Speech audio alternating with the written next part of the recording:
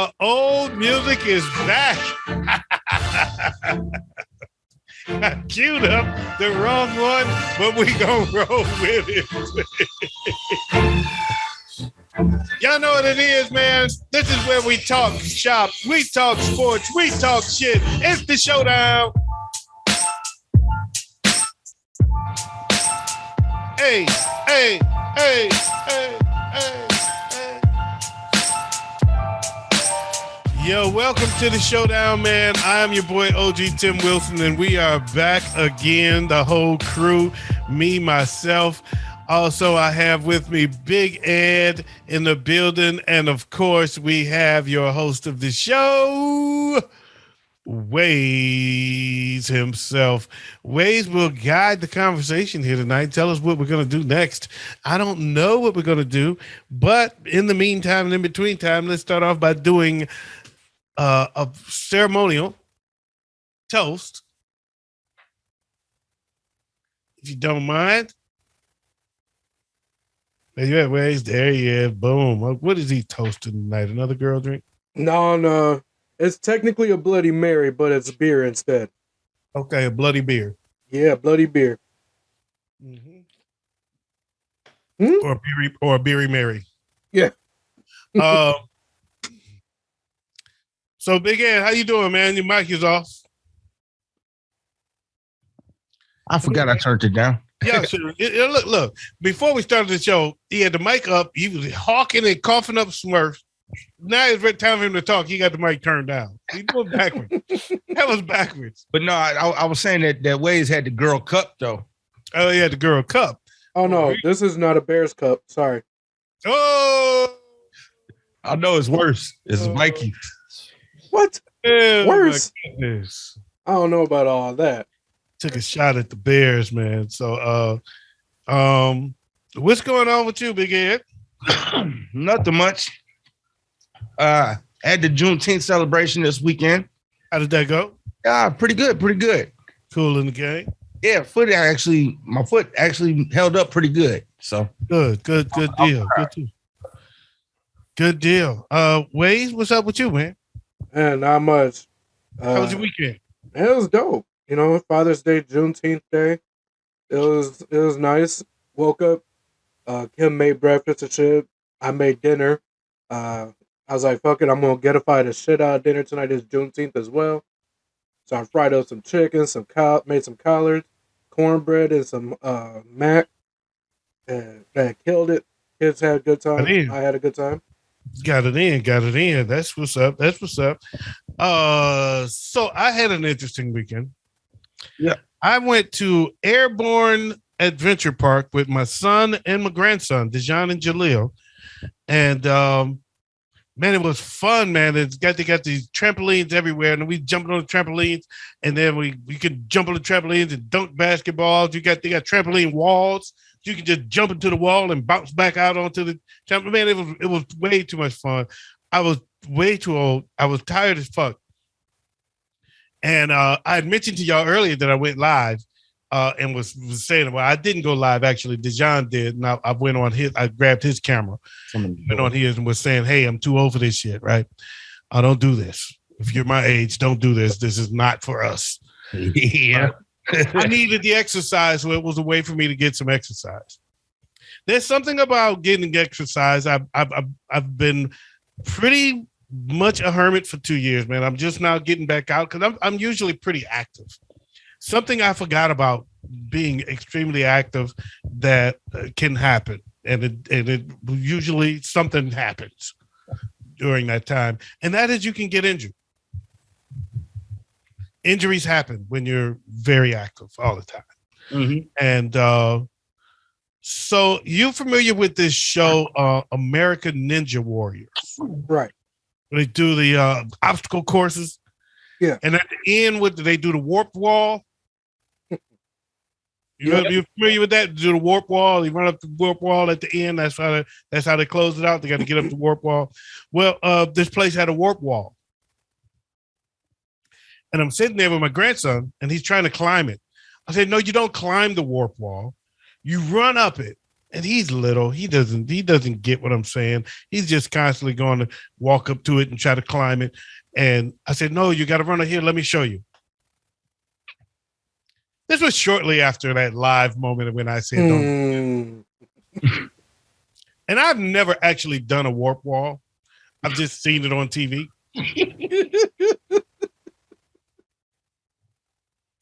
So I ran towards the warp wall, out as fast as I could. They had 3 different heights. I'm going for the low one because I just want to show him what to do. I ain't trying to stretch myself. I can probably make. I'm sure I can make it up the short one. And I step, and the warp wall is. I'm not quite at the warp wall yet. So I go and I kick hard to try to kick off of the wall to go up, and my foot totally and completely misses the wall and goes all the way down. I pull a calf muscle. I hit the ground, and I hit the ground hard. And when I tell you, I've never felt so much pain in a single part of my body. I have never had a leg hurt as much as that did. And I could not walk. They virtually had to wheel me out the place. I tried to walk. I walked out under my own power. I was so slow that I told Dejan and them I had gotten myself ready because they kept doing it, and I was getting dressed and ready to go. And they said they had to go get changed, go wash their hands, and get ready. I said, well, I'm just going to meet you at the car. They changed. They got ready. They washed their hands. They came out the building. I was still walking to the car. Damn.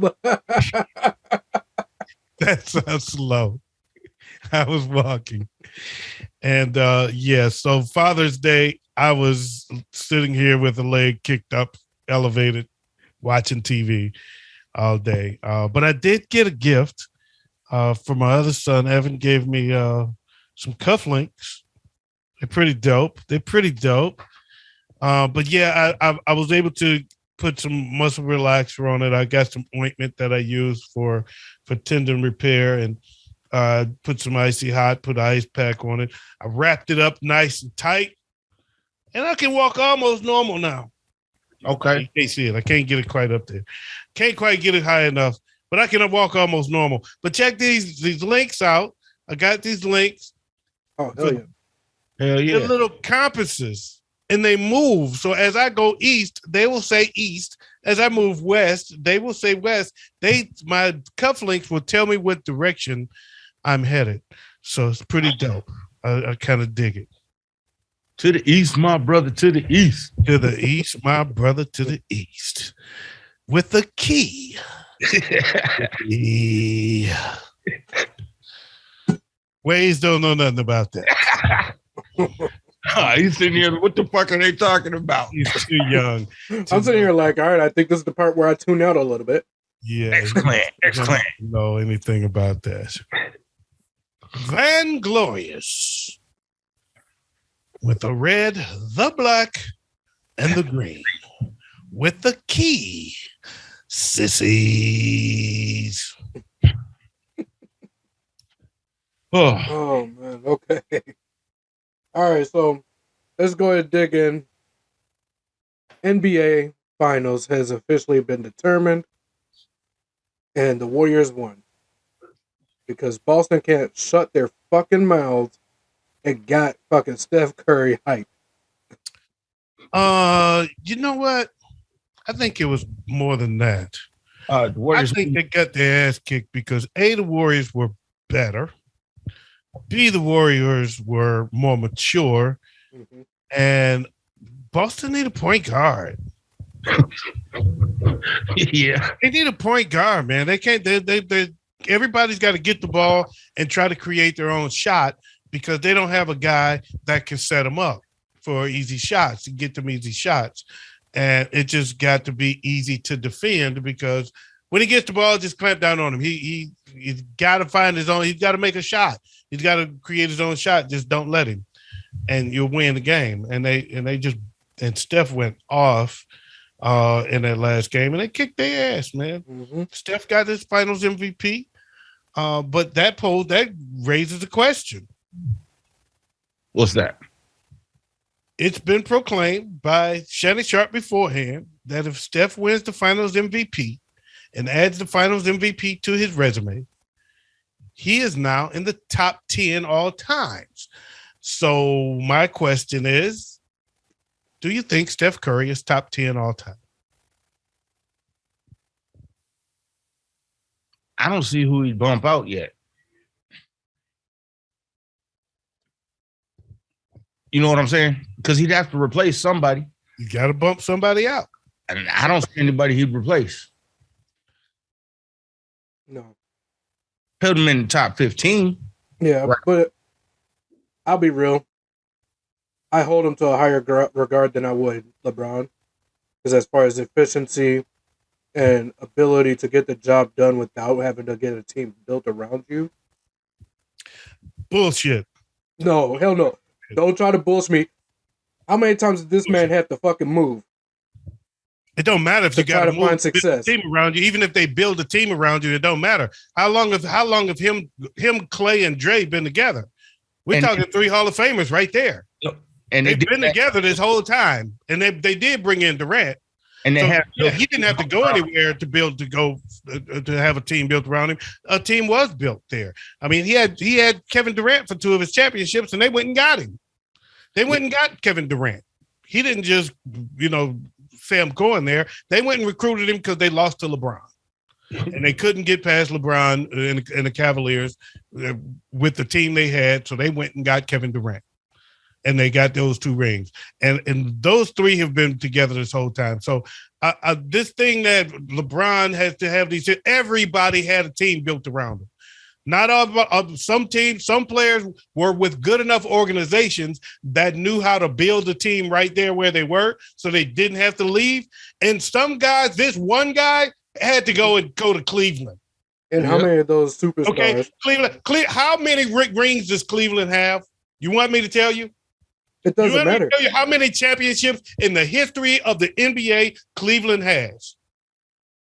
I don't need to know. Tell you. I don't need to know. 1. They have 1. It doesn't matter. LeBron won. It doesn't matter. In other words, what I'm saying is they don't know how to build a championship team. That's why they had to leave. Either way, you look at it. All these superstars who has multiple rings, has all this success, has one thing LeBron doesn't. They didn't need multiple teams to be built around them. Bullshit. That is the most bullshit I've heard. So, and I'll tell you this, it is harder to go to another team, start in another system with a new coach around new players and take your team to the championship than it is to have a team that you've been with these same players for you got the same core players, you know each other's moves, you know each other's tendencies, you got the same coach, you got a consistent system, and all you've got to do is keep that going. That is hard. That is easier to do than to start over. And the only consistent thing that Michael Jordan had was Scottie Pippen. Not necessarily true.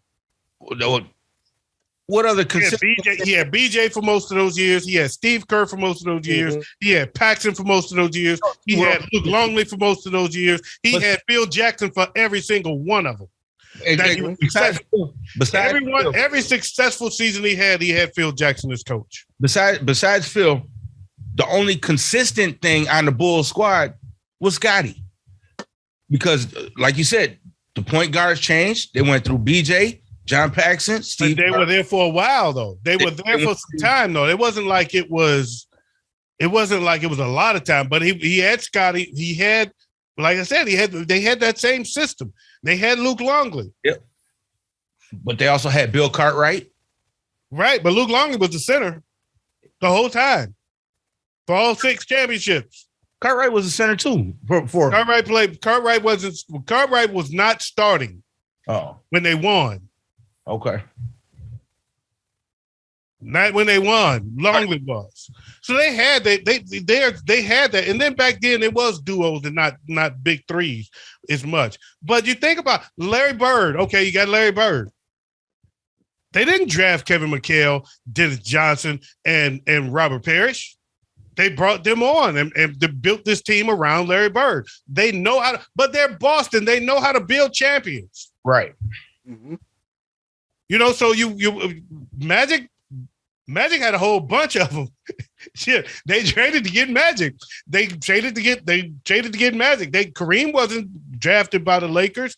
You had Worthy was drafted, but damn, how did they move around the draft to be successful and still get James Worthy, who was one of the top players coming out? So they made a lot of moves. The Lakers, they know how to build champions.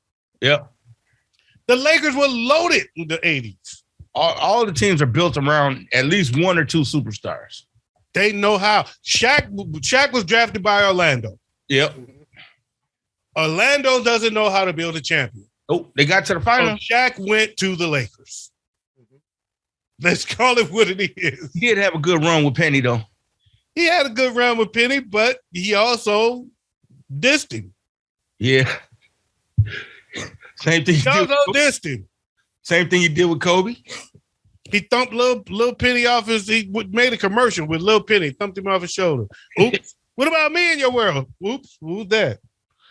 They were still teammates when he did that shit. You knew he was out. But Orlando didn't know how to build a champion, so he went to the Lakers. It ain't new. If we act like LeBron, there's things that I call it the LeBron rule. There's things that happen that we hold against LeBron that we don't hold against anybody else. And he ain't the only one that did it. Dennis Rodman moved teams. Every year in every sport, players move to other teams. It's called free agency, in case you're new to this. But there's something called free agency. Every year, every sport, players move to different teams. Think about Dennis Rodman, though. He won. Only hold it against LeBron. Yeah. We don't hold it against nobody else. We don't hold it against Shaq. We don't hold it against Robin. We don't hold it against Durant. And this motherfucker went to the team. He had him down 3-1 in the Western Conference Finals and let him come back and win. And then the next year, he left and joined them. They won 73 games. Next year, he wouldn't join them. And we don't hold it against him. We don't hold it against Deion Sanders. Let's go. I mean, we can switch sports if you want. We don't hold it against Alex Rodriguez. It's every sport. The thing I admire about Dennis Rodman, though, is he won everywhere he went. Bullshit. How many rings he get in L.A.? He didn't get one in L.A.? No. How many rings he get in San Antonio? I thought he got one in San Antonio. No. Oh. Okay. He got 2 with Detroit. He got 3 with Chicago. That's all the rings he got. He got 5. Okay. Robert Horry got 7 rings, but he's got them with several different teams. Mm-hmm. He won with San Antonio. He won with Houston. And who else he won with? He won with somebody else. And the Lakers. But we don't hold it against him. So yeah, no, that's such a tired ass argument to me. It's just because you happen to land in an organization that know how to build a championship team, that don't make you better than somebody that didn't. If they had to leave to find it, look at Portland. You think Dame Lillard is ever going to get a championship if you don't get the fuck out of Portland? Oh, KG wasn't going to get one here. It's not going to happen. KG wasn't getting one here. It's not. We get a championship every, now and then, like a long now and then here in Minnesota. And LeBron left to say, and that's all sports combined. And LeBron went to Miami. Pat Riley convinced him, you know what, bro? I know how to build a champion. Since the Twins in the 90s, the only champion that Minnesota has produced is the Lynx. That's because they got my niece, Ariel Powers. Go, girl. You know I ain't lying, bro. No. Since what, 90s? Unless we include, divisional championships, then that changes the story. No, that's not a champion. That's not a champion. I'll count. I will say though, getting to the Super Bowl is still an achievement. Yeah, it's not an easy task unless you're Tom Brady. It's not. But yeah, man, that's I don't buy that, man. You can't. Everybody leaves teams, man. Everybody leaves teams. And Steph has had these other 2 Hall of Famers with him the whole time, and he had the 3rd one. Yep. He had Durant. They wouldn't got him. Mm-hmm. I don't. Would I give him? I don't. I don't put him over LeBron at all. So he's not knocking LeBron at the top 10, but in my estimation. If he gets in there, it ain't LeBron that's stepping down. Because LeBron, to me, is not close to 10. He's closer to 1. He's in top 5. He's top 3. He's top 2 as far as I'm concerned. You can. I won't even start having a debate, the Michael Jordan LeBron debate. I'll concede and say it's Jordan and LeBron just for the case, for the sake of argument. But I'm not putting him. But then you got Creed. You know what I'm saying? I don't see. So Shannon said he bumped Shaq. Shannon bumped Shaquille O'Neal out the top 10, out of his top 10, to put Steph in at 10. And Skip Bayless said, Skip's not putting him in his top 10. He said, if I did, I would bump Wilt Chamberlain. No. No. I don't agree with either of those. Not until after he scored 100. He got to score 100 at least first. Well, the thing is, the thing he had with Wilt is that because Wilt lacks the wins. When it comes to the actual wins and the actual championship, the winning accolades, that's where Wilt, I think he only got 1 ring, right? Mm-hmm. And he moved around to different teams. He went through a couple of teams. Lakers. Everybody did. All of them did. That's in the top 10. Damn near. I don't know that I put him in the top 10 because I don't know who to bump him. I don't know who to bump out. I would really have to put some thought into who my top 10 is and say, who would I think is deserving of being out? If I bumped him out for anybody,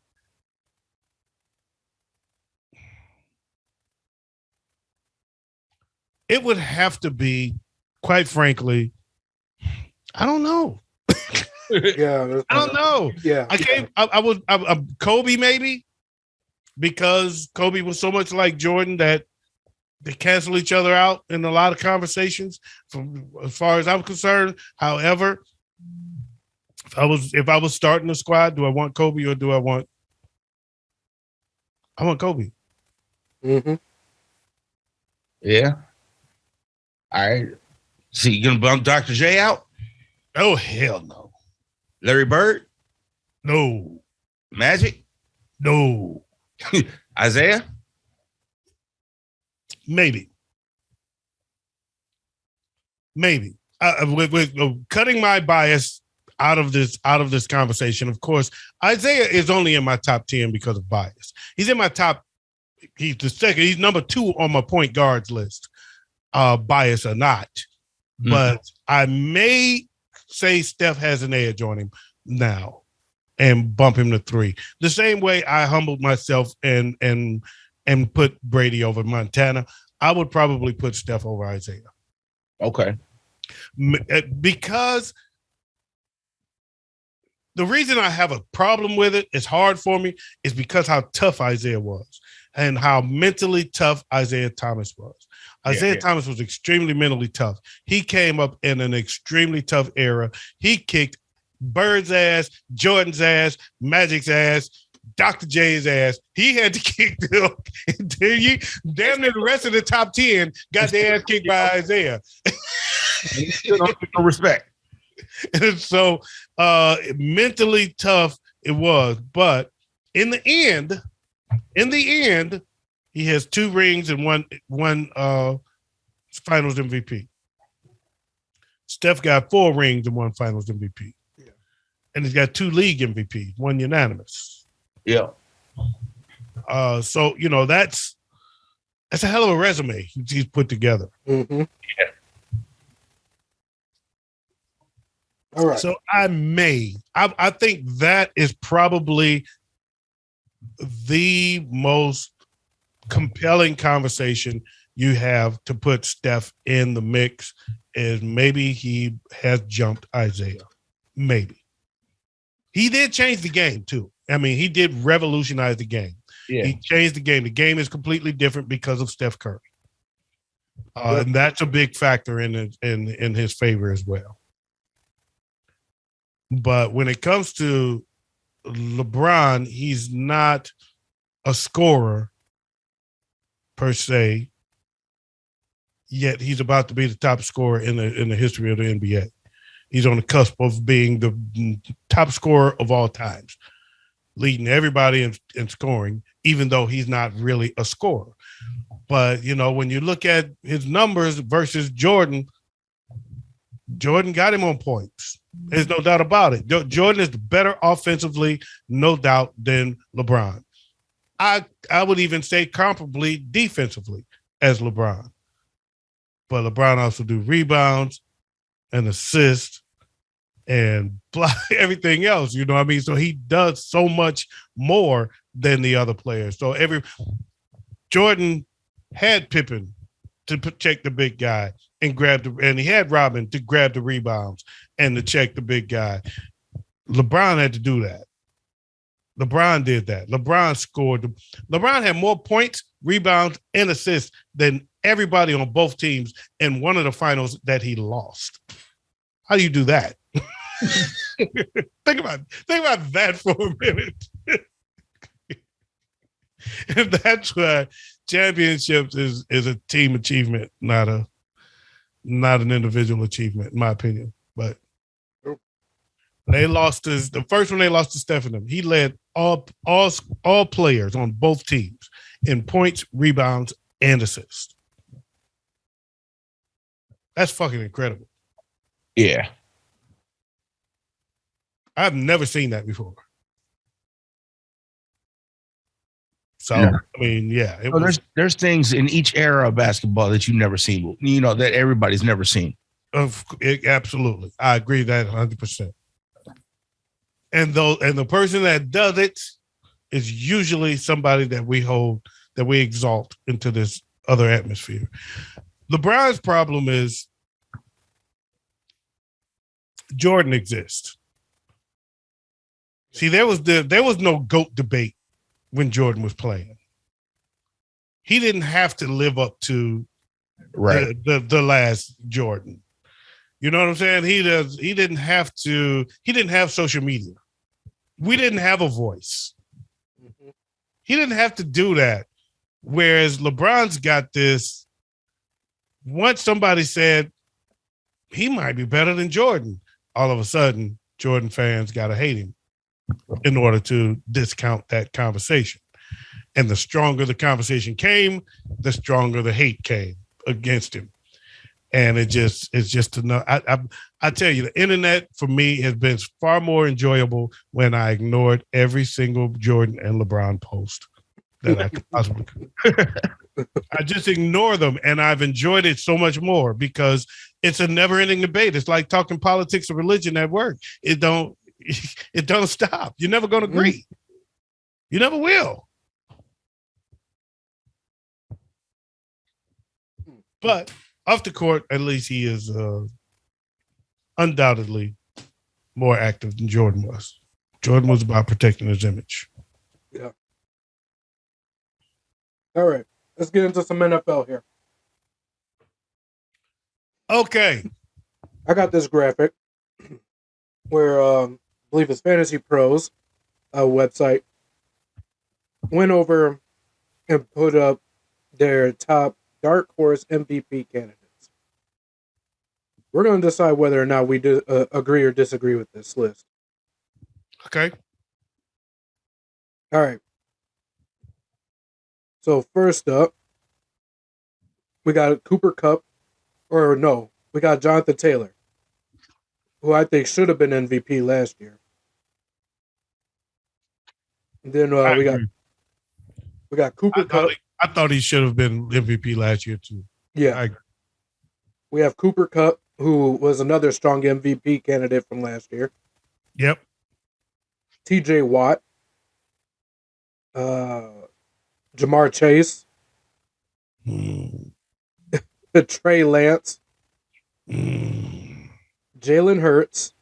Devontae Adams. Derrick Henry. And look at him saving Tua. You see how he was going left to right until he got to Tua. Then he got. Look, I'm saving him for last. Mac Jones, Mac Jones, and Tua Tagovailoa. Okay, so I would say Jonathan Taylor and Cooper Kupp. I agree. Mm-hmm. T.J. Watt, extremely outside shot, but defensive players just don't win the MVP. Right. It's an offensive award. And for the most part, it's been a quarterback's award, quite frankly. Mm-hmm. But Jonathan Taylor and Cooper Kupp, I think, has the best chance. The problem with Jamar Chase, I don't know if he can do it again. I don't know what they're going to be. If they can be better, he's got a shot. But I think Joe Burrow would get it before him. Even if he had an MVP season, I think Joe Burrow would get the credit for it. Yeah. Mm-hmm. Jalen Hurts, Trey Lance, give me a break. Right. Devontae Adams, I think, is going to feel the pain of not being with one Aaron Rodgers. I think they're going to feel the pain of not being with each other, quite frankly. Derrick Henry is too injury prone. He always is on pace to beat a man and some way miss. He's too high contact. Yeah. He's too high contact. He can't survive a whole season being that high contact. Tua and Mac Jones, give me a break. Yeah. And I agree. Tua does not belong on that list. None of these quarterbacks do. No. Even as a dark horse, I would not put Tua. Yeah, that's a longer shot than a dark horse. The only true dark horse on there is TJ Watt. I agree. I agree there. I agree with that. Because the other, like you said, the other quarterbacks on there, no chance at all. None whatsoever. Devontae might actually have a chance. Yeah, I agree with that. With Derek Carr. I agree with that. That could possibly be. Again, the thing with receivers, they usually give the credit to the quarterback. Yeah. Unless you're Michael Irvin or Jerry Rice or Matt Stafford. Right. I don't know. Yeah, I think Jamar Chase, Devontae Adams, and Derrick Henry are probably in that second tier of dark horses there too. Yeah. Yeah. In that next tier. And with CJ, it just depends on what the rest of the team does. Yeah, and I don't think they're going to do a whole lot. No. I think they might be better than people think. I think we're all writing Pittsburgh off, and that's a dangerous thing to do because they're Pittsburgh. Well, I'm not right. They always seem to find a way. Yeah. I don't know how. They always find a way. And maybe that way has been Roethlisberger, or maybe it's been Tomlin. I don't know. We're going to find out. I, in all honesty, I think Mitchell Trubisky is going to have the best year of his career this coming season. And I think he's going to play probably 6 to 8 games, and the rookie's going to come in and take over. And I think the rookie's going to be better than people think, because the reason they picked him is because he went to Pittsburgh, and Pittsburgh players use the Steelers facilities. They know him, and he knows them. Yeah. He's familiar. I think he's going to be better than people are giving him credit for. Oh, yeah. I can see that. There's a reason he ends up on my fantasy rosters this season so far. Tua, I'd have to replace him completely. I don't want him on that list. Same with Mac Jones. That's your guy, though. Don't get me wrong. I got a lot of faith in Tua down the line becoming really good. But he has some weapons. Some weapons. If there's ever a time for him to break out and take the league by storm and silence all the critics, you got everything you need to do it. Mm-hmm. And remember, according to Tyreek Hill, Tua's better than Patrick Mahomes. Whoa. He didn't say that. Oh, bullshit. That is what he said. He said he's more accurate than Patrick Mahomes. Take the quote at face value. Don't make your own assumption on it. That is what he said. You're right, Wayz. You're right. Big Ed is embellishing a little bit. He's embellishing a little bit. He's a conspiracy theorist. I'm going to take it to the oomph. You got to take it to the Juneteenth. I don't know. You got to take it to the Juneteenth degree. Let's see Tua throw a dart sidearm or a no look pass and be accurate with it. All right, man. Nobody want to throw it over. Nobody want to see no low look pass, man. That shit ain't impressive to me. Look, you better keep your eyes on. I don't see Tom Brady doing that bullshit either. Right. Everybody wants the deep ball. Everybody wants big play, not really realizing that a quarterback's true talent is his accuracy.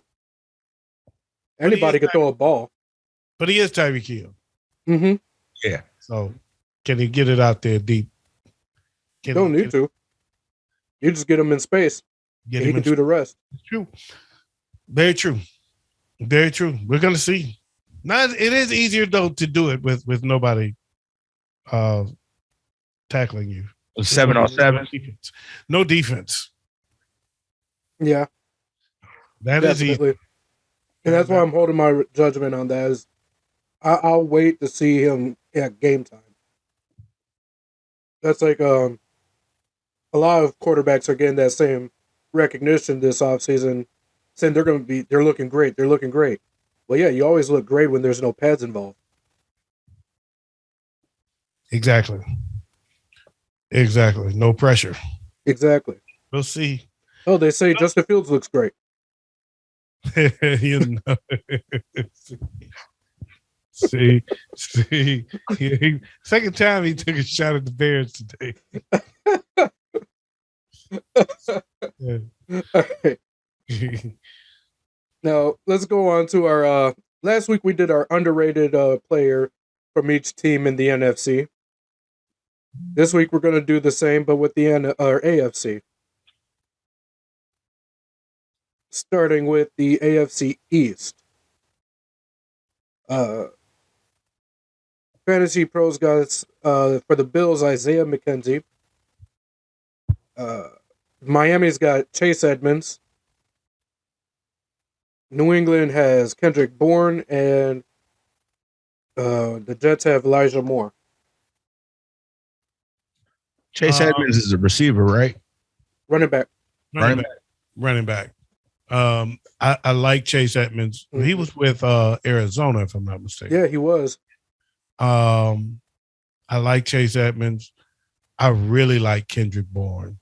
Of that group, I'm going Kendrick Bourne as my pick of those.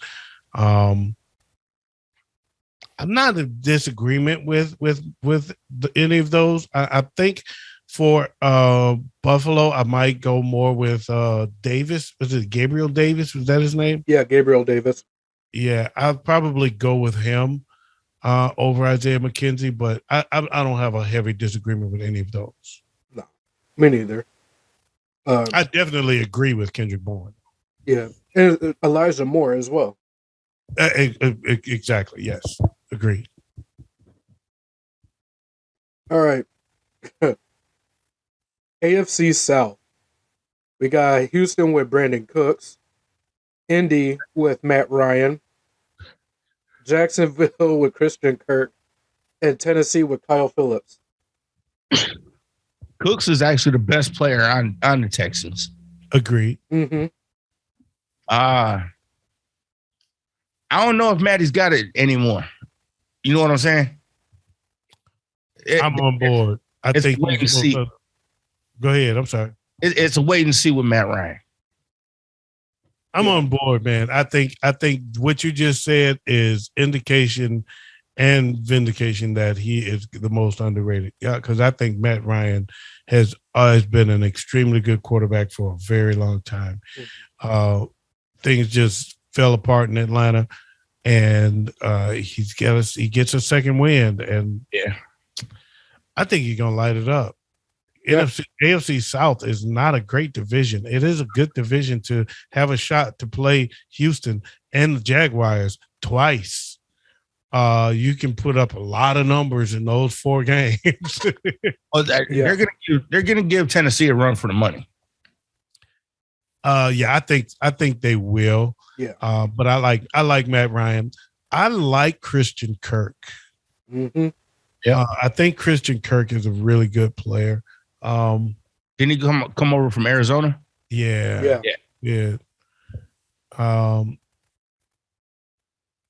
And they lost. So they lost two. Didn't DJ Shark wasn't he with Arizona as well? DJ Shark. I thought he was with Jacksonville. I thought Shark was already with Jacksonville. He's not with Jacksonville. No, I'm thinking about Chenault.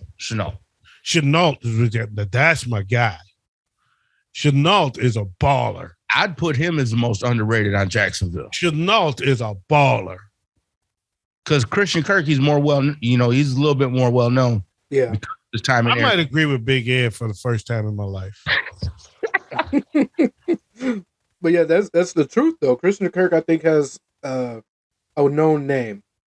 He's known, especially with his work over in Arizona when D-Hop went down.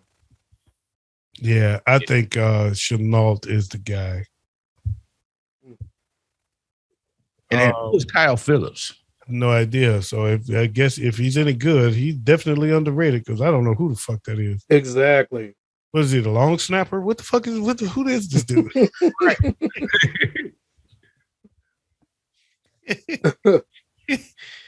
I'm going with Tannehill for their most underrated player. Yeah. Yeah, absolutely. All right. AFC North. Baltimore's got Rashad Bateman. I'm going to agree with that one. Yeah. Cincinnati's got Joe Mixon. Cleveland has David Njoku. And Pittsburgh's got Chase Claypool.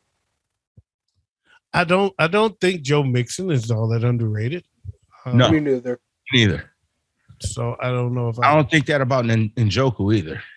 I don't think that about Claypool either. But Rashad Bateman, I agree with. Yeah. Yeah. I think for Pittsburgh, I'm going to revert back to my last conversation. I think it's that rookie quarterback they brought in. Pickett. Mm-hmm. I'm going to say Trubisky. Okay. I was actually thinking the same thing. He's got a coach that's actually going to take time to work with him and help him develop. Yeah. Cincinnati. The tight end. I can't even remember his name. Uwomo. Ungawa, nigga. Ungawa. Oh, man. Him. Yeah, him. That one guy. Yeah, I agree with you on that. Uzumu. Ujami. Unomo. Yeah, him. All right, give me a second. There's a... I'm going to get out the trusty Google machine. Look, that's what I'm doing right now. I'm like, there's this wide receiver. I'm struggling to remember his goddamn name. All right. It is... It's not T. T. Higgins, I think, is not as not as underrated as a lot of people would put him. Oh, he's not even on the Bengals this year. Oh, Kendrick Pryor. No, Tyler Boyd. My bad. I'll go with Tyler Boyd. I think he's one of those number 3 wide receivers that could easily be a number 2 anywhere else if he was on a different team. I'd like to amend the Jets pick. Uzoma went to the Jets. So that's who I'm going to pick for the Jets' most underrated player. Okay. But yeah. I don't know about Cleveland. Me either. I have nothing for Cleveland. Yeah. Baker Mayfield. How about that? If he still stays there. Exactly. All right, so let's hit this AFC West. We have Denver's Tim Patrick. Agreed. Kansas City's Sky Moore. Las Vegas is Josh Jacobs. And the Chargers with Keenan Allen. No. No. None of those. Sky Moore, I don't know much about. So if he is a baller, then I can't argue it because I don't know who the fuck he is. Josh Jacobs is not underrated to me. No. I don't know who I put there, but not him. I don't think he's underrated. Keenan Allen definitely is not underrated. Hell no. No. I mean, Keenan is the truth. Eckler. I'd put Eckler. Austin Eckler. Yep. For the Chargers, most underrated. Okay. I want to say Justin Herbert, but I really can't because he kind of proved himself not to be an underrated player. No, he's not underrated. No. Don't know. It's hard to say. I don't know. I don't really know enough names. I just know if you can't put names that I know and tell me they're underrated. Tim Patrick, I know his name, but I know he's underrated. What position does he play? Receiver. Okay. You said who? Tim Patrick? Mm-hmm. Yeah. I was going to say Judy. Yeah, me too, until I saw Tim Patrick's name up there. Yeah. I can't think of anyone for the Chargers. And same with Oakland. I really can't think of any player I would consider underrated.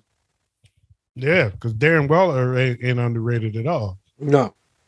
If you're a fantasy football player, you know who the hell Darren Waller really is. Yeah. Exactly.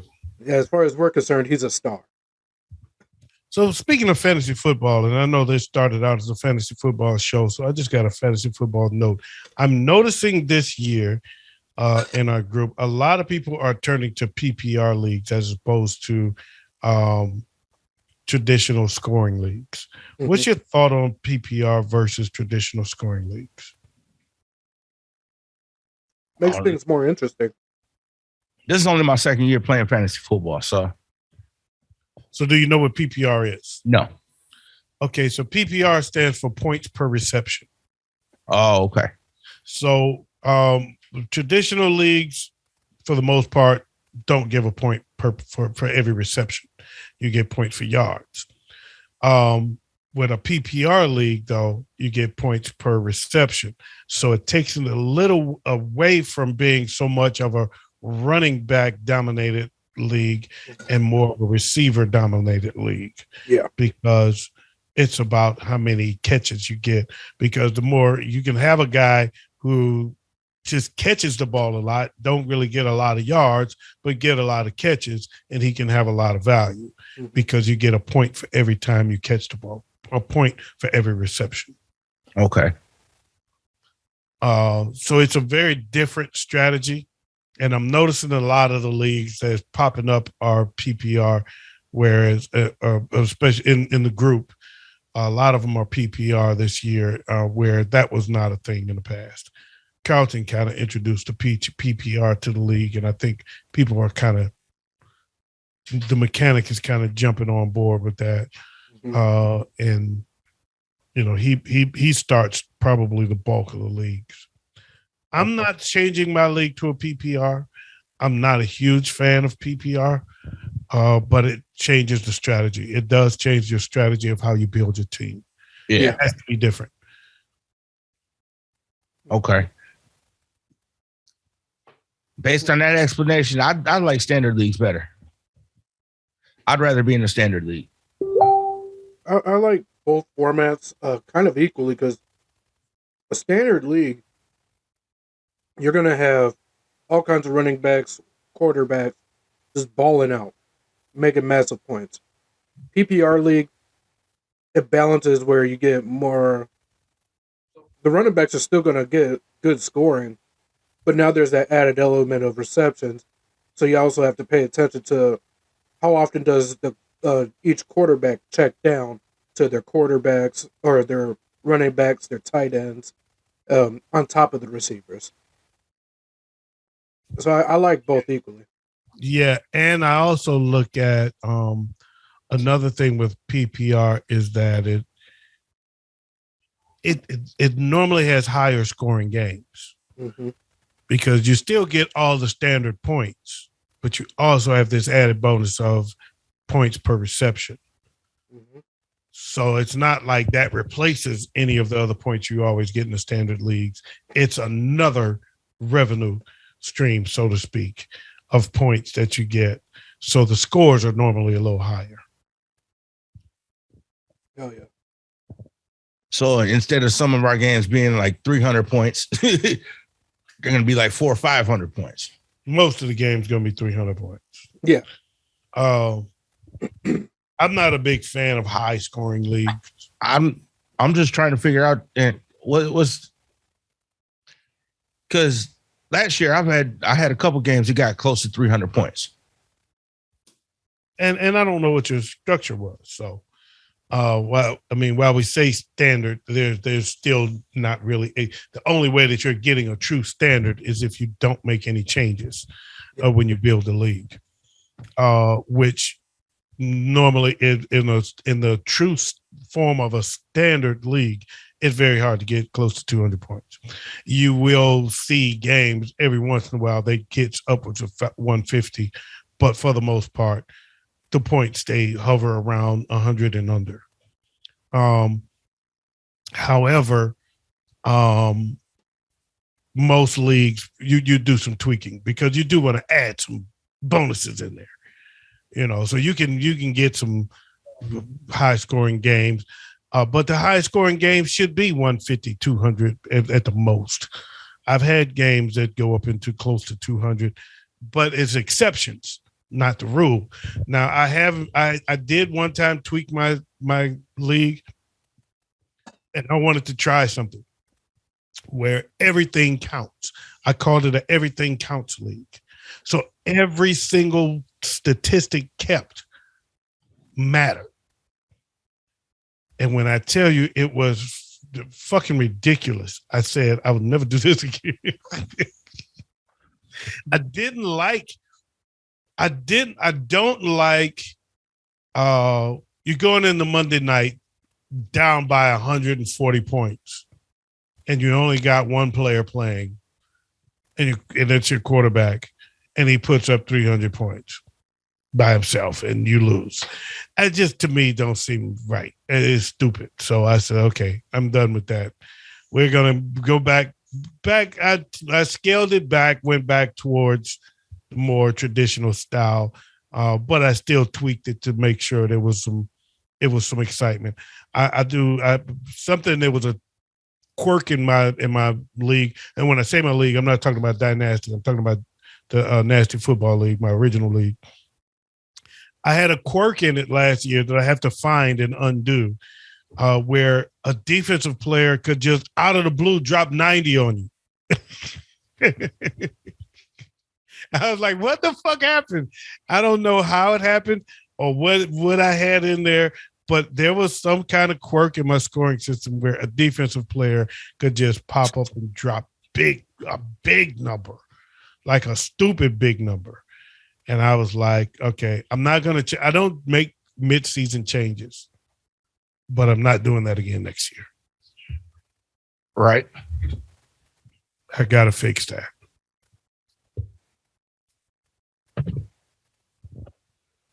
Speaking of fantasy, why are we in the black over here, Wayz? What the fuck? Well, I guess we're not gonna find out if we wait for you to tell us.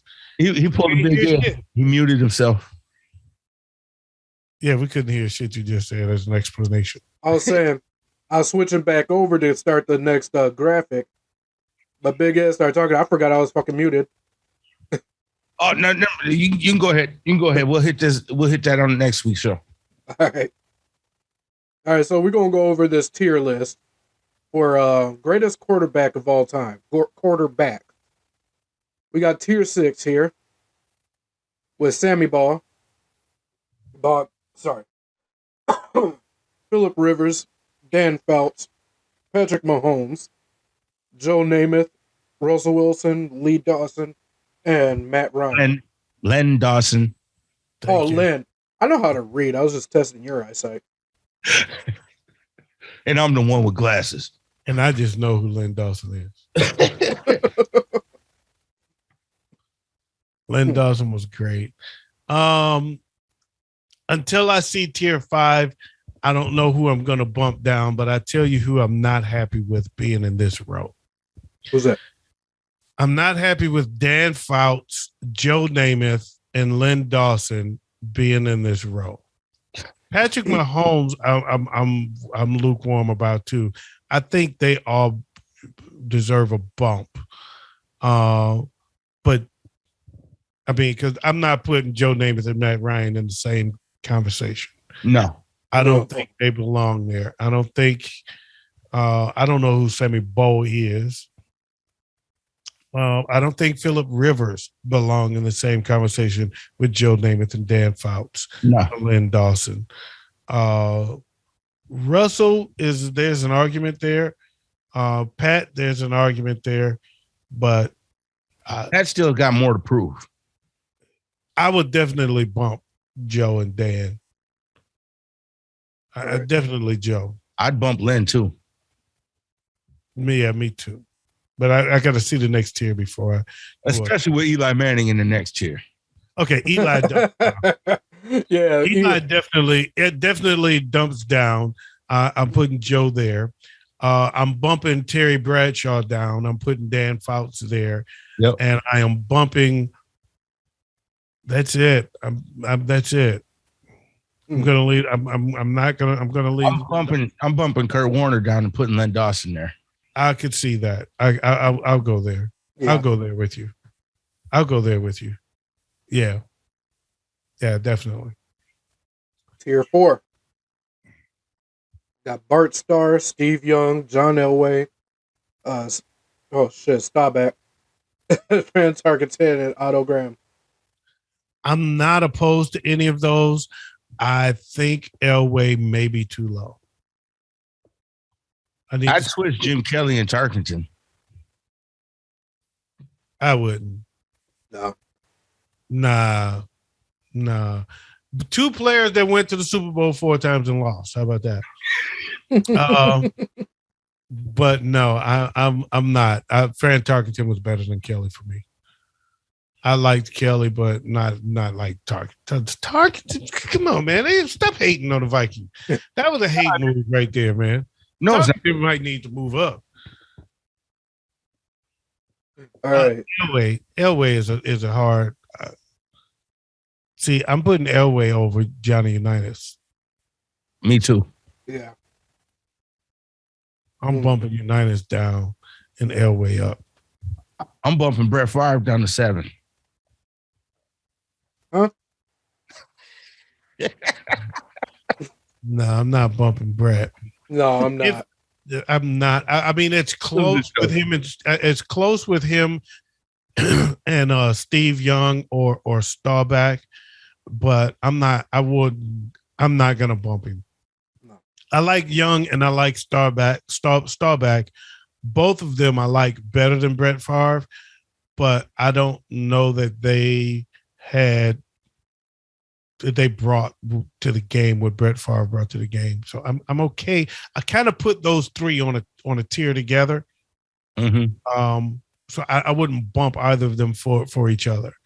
So because the list is as it is, I would leave Brett Favre where he is. But I'm moving Elway in Johnny's spot. Okay. Here's tier 2. Peyton Manning. That's mine, man. Joe Montana is tier 1 all day. Get the fuck out of here. He's only got one person in tier 1. Yeah,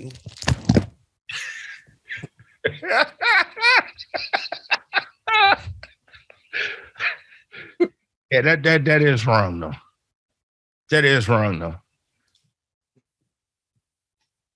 I'd move Montana up 1 and put Aaron Rodgers in the same tier with Peyton Manning and Drew Brees.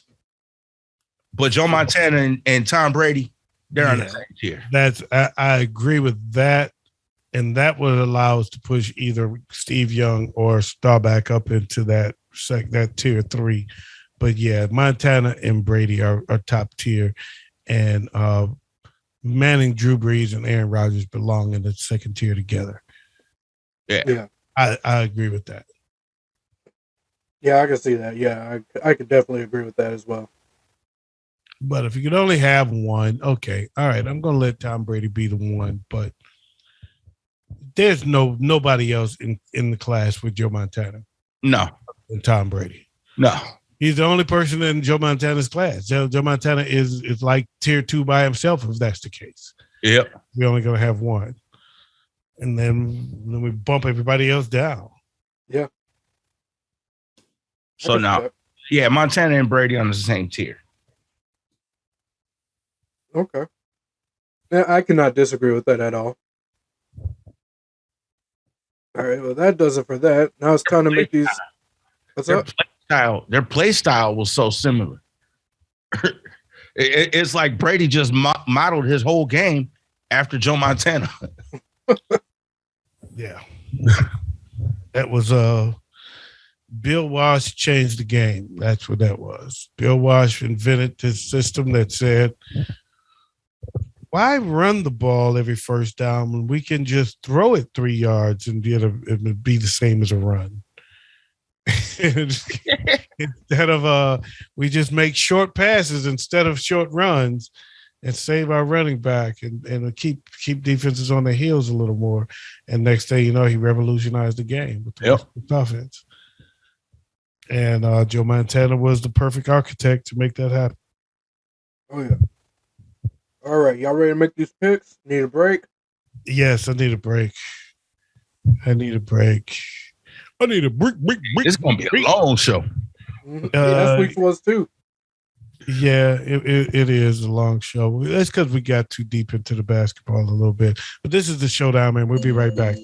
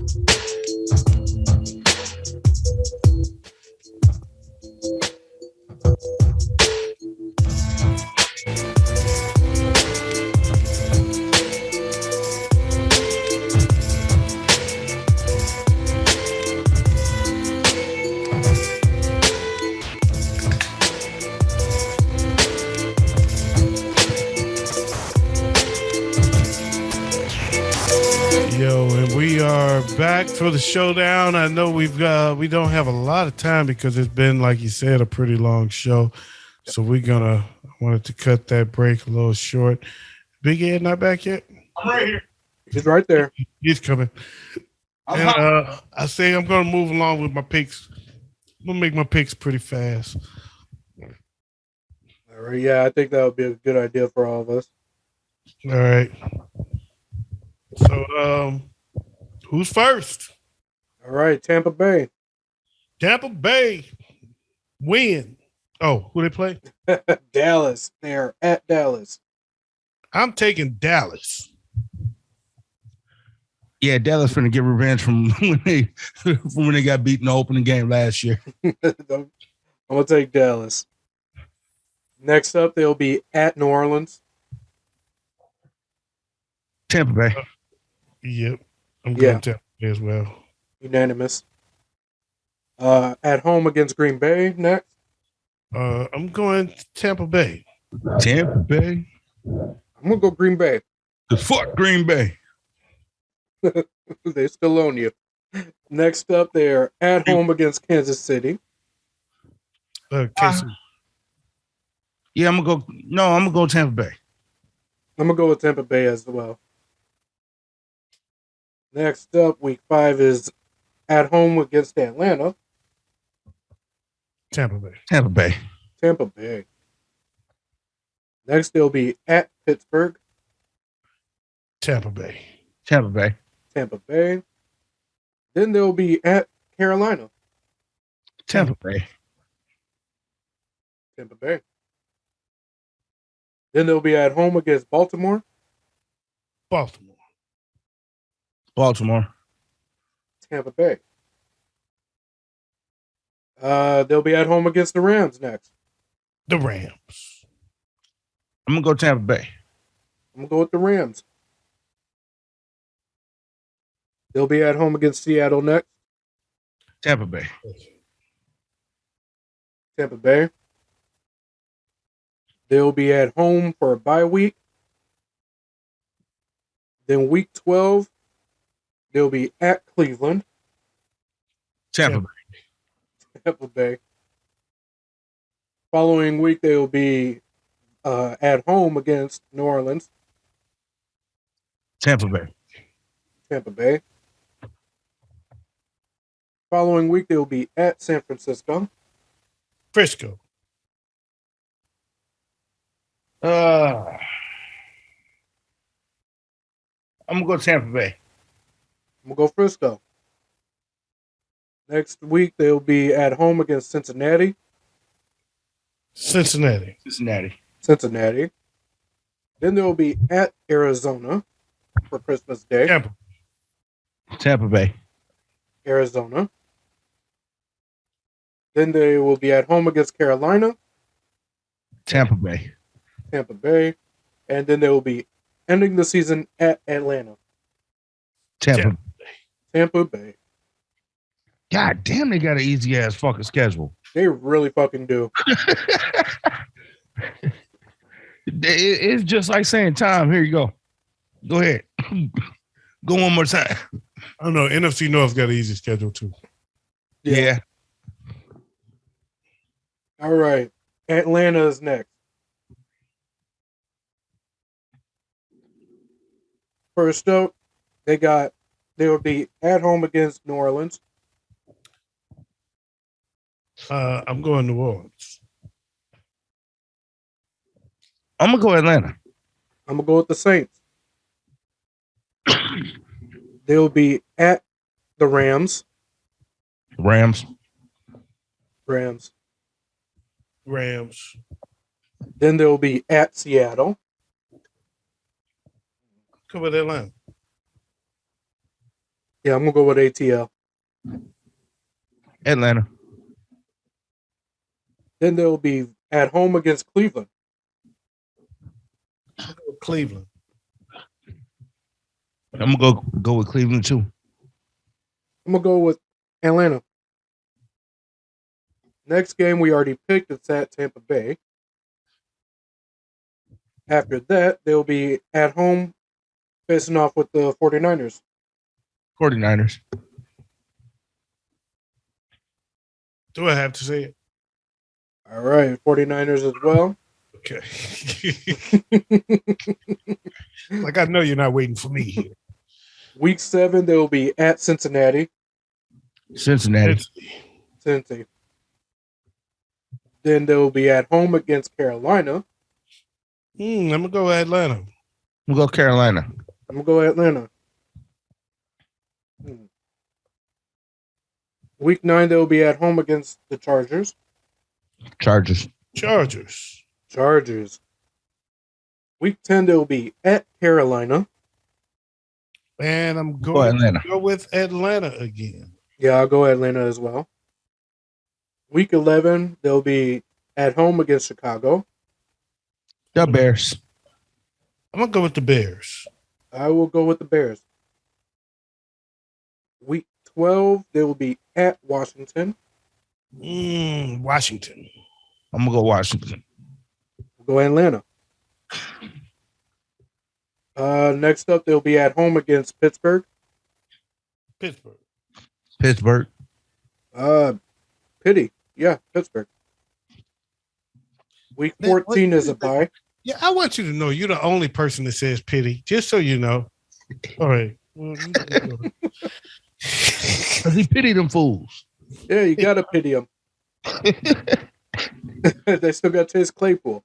Week 14 is a bye week. Week 15, they'll be at New Orleans. Oh. Let's go New Orleans. And I'm going to go with Atlanta. I am going to go with New Orleans. Week 16, they'll be at Baltimore. Baltimore. Yeah, Baltimore. I'm going with Atlanta for the upset. Okay. Week 17, they'll be at home against Arizona. I'm going Atlanta.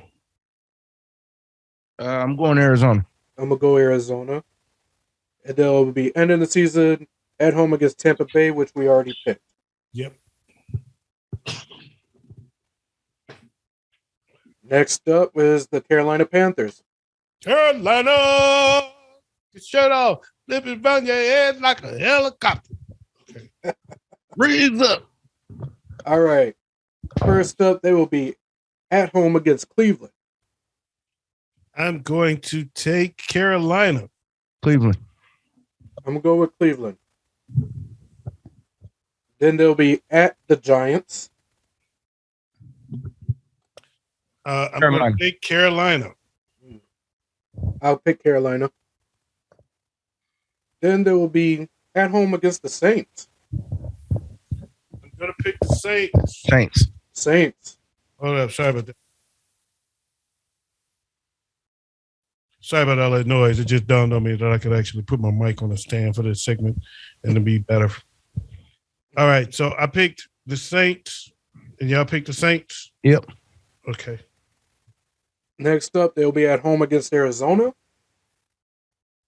I'm going to Arizona. I will go Arizona as well. Then they'll be at home against San Francisco. San Francisco. Yeah, 49ers. I'm going to eat my rice-a-roni with that one. Week 6. Week 6, they will be at the Rams. Rams. We already picked week 7 against Tampa Bay. And 8. And 8. Week 9, they'll be at Cincinnati. Cincinnati. We already picked 10. Week 11, they'll be at Baltimore. Baltimore. Yeah, me too. Yeah, Baltimore. Wait. Okay, yeah. Week 12, they'll be at home against Denver. I'm going Denver. Me too. Same here. Week 13 will be a bye week. 14, they'll be at Seattle. And I'm going to go Carolina. Yeah, I'm going to go Carolina. I'm going to go Seattle. Week 15, they will be at home against the Steelers. And I'm going to go Carolina. I think I'm going to go with the Steelers on this. Week 16, Christmas Eve versus the Lions. Detroit. I think I'm going to go Carolina. Right. 17, we already picked. They'll be at Tampa. Yep. 18, they will be at the New Orleans Saints. Saints. I'm going to go Saints, too. I'm going to go Saints as well.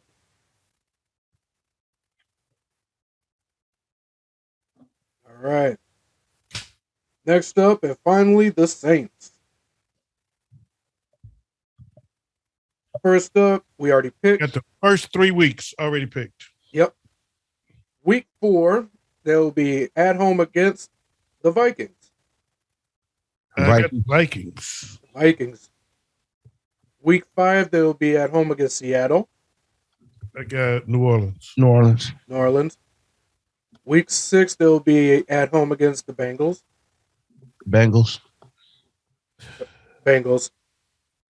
They're at home against Bengals. I'm going New Orleans. Week 7, they'll be at Arizona. And I'm going to go Arizona. I'm going to go New Orleans. Week 8, they'll be at home against the Raiders. I'm going to go Raiders. Going Raiders. They'll stay home and they'll stay home and play Baltimore the following week. Baltimore. Ravens. Orleans. Week 10, they'll be at Pittsburgh. I think Pittsburgh. Orleans. I'm going to go with New Orleans. Week 11, they will be at home against the Rams. Rams. Go Rams. 12, they'll be at San Fran. San Fran. Yeah. Yeah. I'll go San Fran. All right. Week 13, they'll be at Tampa. I think we already picked that, actually. Yep. Yes, 13 we picked. Yep. And then by week 14, 15 we already picked. 16 will be at Cleveland. New Orleans. Me too. New Orleans, yeah. Week 17, they'll be at Philly. I'm going Saints. I'm gonna go Philly. I'm going to go with Philly. And then week 18, we already picked against the Panthers. That's it. That's it. So let's see. I got 1, 2, 3, 4, 5, 6, 7, 8, 9, and 8. I've got the Saints going. Big Ed has 1, 2, 3, 4, 5, and 12. He has the Saints going. And Wayz has 1, 2. I got to make sure I don't count the W. That means Wayz. 1, 2, 3, 4, 5, 6, 7, 8, and 9 says Wayz for the Saints. Tampa Bay. I got 1, 2, 3, 4, 5, 6, 7, 8, 9, 10, 11, and 6.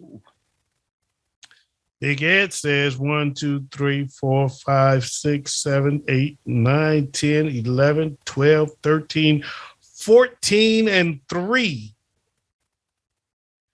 And Wayz says 1, 2, 3, 4, 5, 6, 7, 8, 9, 10, 11, and 6 for Tampa Bay. So me and Wayz are pretty close in both so far in these first two. Atlanta, I have them going 1, 2, 3, 4, 5, and 12. Big Ed has 1, 2, 3, and 14. And Wayz has them going 1, 2, 3, 4, 5, 6, and 11. Again, Wayz and I are close. We're one game apart on two teams and right on the money on Tampa Bay. So last but not least, it's Carolina. I got them going 1, 2, 3, 4, 5, 6, 7, and 10. Big Ed has them going 1, 2, 3, 4, 4, and 13. And Wayz has them going 1, 2, 3, 4, and 13. So I have much more faith in the Carolina Panthers than you guys do. So if I did my averages, let's see what we come out with. 9 plus 5 plus 8 equals 22 divided by 3. They are 7 and 10. Who's that? Saints, the New Orleans Saints. 7 and 10. You got to, thanks to Big Ed's 5 and 12. Tampa Bay, on the other hand, we have them going a combined, our average, 12 and 5.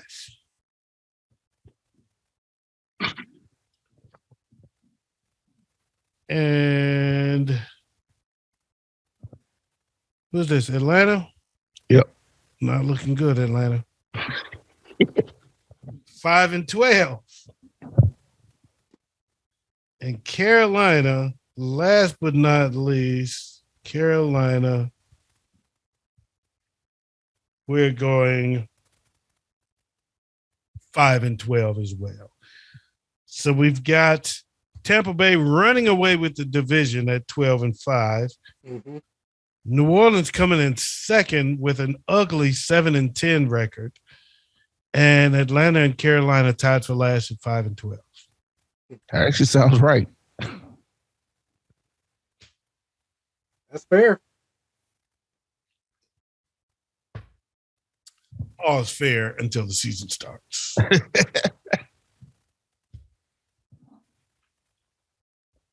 All right. So, did we do the NFC West? I don't think we did the NFC West. We did it? I don't think so. I don't remember picking 49ers. I don't think we did. No, we didn't do the NFC West. Uh-oh. So that'll be next week. Yeah. Yeah, we didn't do the NFC West. I've got AFC East first. And it's a mess because I didn't know how to keep score on that. And then we got the NFC East. AFC. We did the AFC East twice. Oh, no. I'm sorry. AFC North. Baltimore's AFC North. Yep. My bad. That's the first one we did. And then we did AFC East. And then we did the NFC North, the AFC South, and then we just did the NFC South. We did not do the NFC West. All right. I know I don't remember picking the 49ers. You said we did the AFC West, right? Yes. Okay. Yeah, I think we did AFC West. Yeah. Did we? Oh, we had the Chargers coming out of there. I don't have it. I don't see it. No, I don't have the AFC West. Yeah, we did. I don't think we did. Oh, okay. Yeah, we didn't do the West on either one. So we didn't do the AFC West or NFC West. So that's what we got left. Okay. That's fair. We'll do that next week then. A short, quick news, real quick, before we go. Some Showdown news, too. Okay. Gronk has announced via Instagram and Twitter that he is retired. Talk about fantasy news. Hold on, because I got a story behind that. That shit was a good time. Look, so earlier today, I'm still working on this 32-man draft for another league I'm in. This dumbass dude thought we ran out of tight ends, so he picked Gronk. Because he's been hearing a lot about Gronk and seeing his name pop up. And his excuse was, well, what was I supposed to do? So we dogged him. And I was talking about, well, shit, if that's the case, if we picking retired players, I'm going to go ahead. I'm going to make sure I get OJ on my queue. That's right. That's right.